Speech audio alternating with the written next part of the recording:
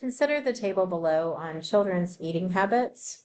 This shows the food groups of grains, vegetables, fruits, and saturated fat, and then it shows the percentage of 4 to 6-year-olds meeting the dietary recommendation for a food group. And it asks us to critique the pie graph below. And they've got a key here that labels which color goes with which food group, and then they've also shown the percentages here.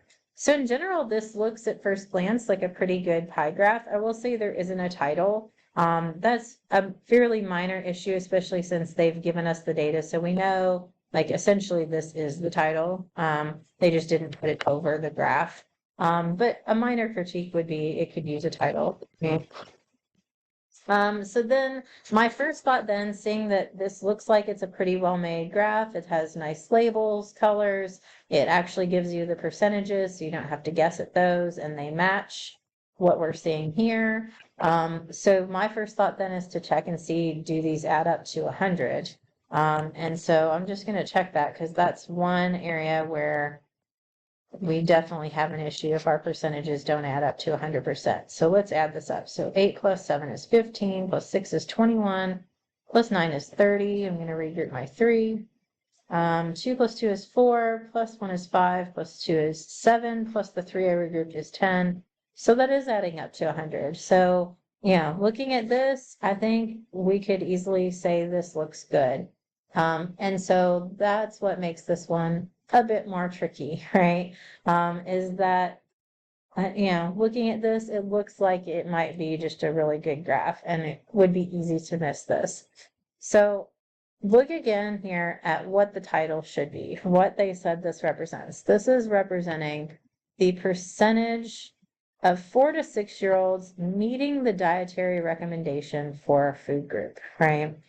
So what I understand that to mean is that we're saying that 27% of 4 to 6-year-olds are meeting the dietary recommendations for grains. And 16% of 4 to 6-year-olds are meeting dietary recommendations for vegetables. 29% are meeting the recommendation for fruits. 28% are meeting the recommendations for fats, right? Those percentages are not great, right? Those are pretty low. I would hope that they were higher, right? Let's think about what that might look like, right? I might hope that, maybe 90% of 4 to 6-year-olds are meeting their recommendation for grains.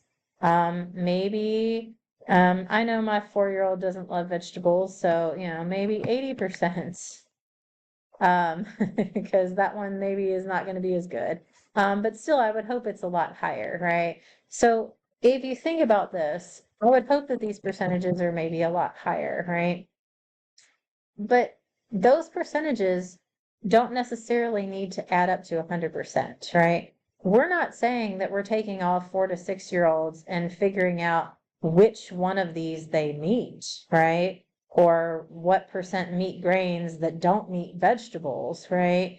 If we had a really good eater, we would hope that they meet grains and vegetables and fruits and saturated fat recommendations, right? We would hope that they meet all of them, right?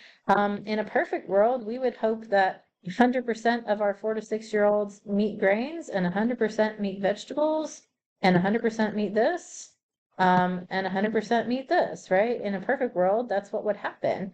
But guys, those percentages don't add to 100. These are talking about out of different things, right? These percentages don't go together, right? So actually the fact that they add to 100 is maybe misleading, because it's like, oh, they add to 100, that's what we want. That happens to be a coincidence here, right? These percentages don't necessarily need to add to 100.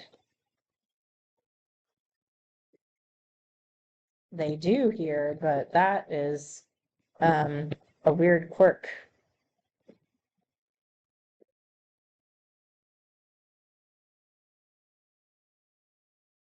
So like you can think about this, like if I were just going to look at, say, grains, for example, if we're saying that 27% of 4 to 6-year-olds meet the dietary recommendation for grains, that means 73% don't, right? So you can imagine just having a pie chart just for that, right? Just for grains, where you can say, that 27% are not meeting it, right? And that means that 73%, or I'm sorry, 27% are meeting it. That means 73% are not, right? So you can imagine that pie chart would add up to 100, right? So you can imagine doing like 4 separate pie charts where basically you talk about the percent that don't meet and then the percent that do, right? So let me see if I can put this into words, what we're saying here. So what should add to 100% is the percent that met versus the percent that didn't meet.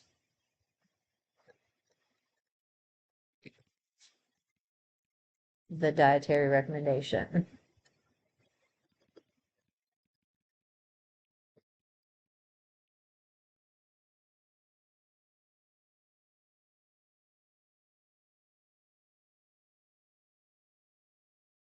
So again, I think you could imagine 4 separate bar graphs, right?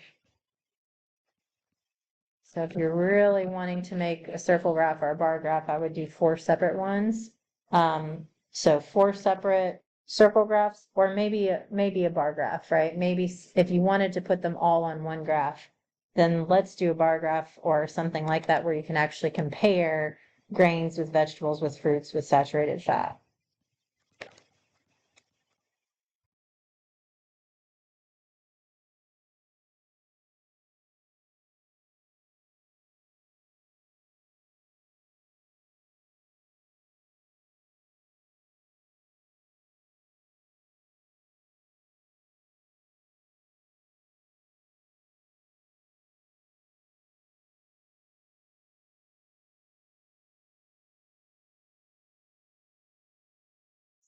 So again, you can imagine a bar graph where you've got grains, vegetables, fruits, saturated fats, right? And then these could go up to, maybe here's 10, 20, 30%. And you actually put your bars here, and then you can actually compare these. But it makes more sense to compare them than to say that they're out of the same hole, because they're not out of the same hole, right? Some 4 to 6-year-old could easily meet both the recommendations for more than one, right? Maybe they meet for fruits and vegetables, right? So they're not separate percentages that are all from the same whole. We're talking about from different wholes. So then comparing them would look something more like this.